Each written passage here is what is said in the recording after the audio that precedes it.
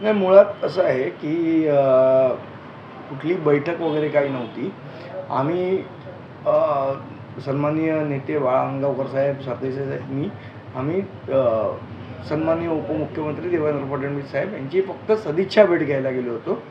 सदिच्छा भेट घेतली आम्ही आणि परत आलो. सर, लोकसभेत मनसे आणि भाजप यांची युती होणार का? जर झाली तर मनसे किती जागा लढवतील? नाही, मुळात असं आहे की युती आघाडी हे जे विषय आहे ते माझ्यासारख्या सामान्य महाराष्ट्र सैनिकाचे विषय नाही, ते सन्मान्य राजसाहेबांचे विषय आहेत. जो निर्णय होईल तो वरिष्ठ पातळीवर होईल आणि ते जो आदेश देतील त्याप्रमाणे काम करू. आम्ही काल जे भेटलो फक्त एक सदिच्छा भेट होती. सर, काल अजित पवार गटावरनं एक म्हणजे त्यांच्या बाजूने निकाल लागला आहे. यानंतर मनसे अधिकृत या पेजवरनं एक टीका करण्यात आली अजित पवार यांच्यावरती. कसं बघता तुम्ही? मुळात असं आहे की बघा, नियती तिचं वर्तुळ पूर्ण करत असते. तुम्ही जे पेराल तेच उगवतं.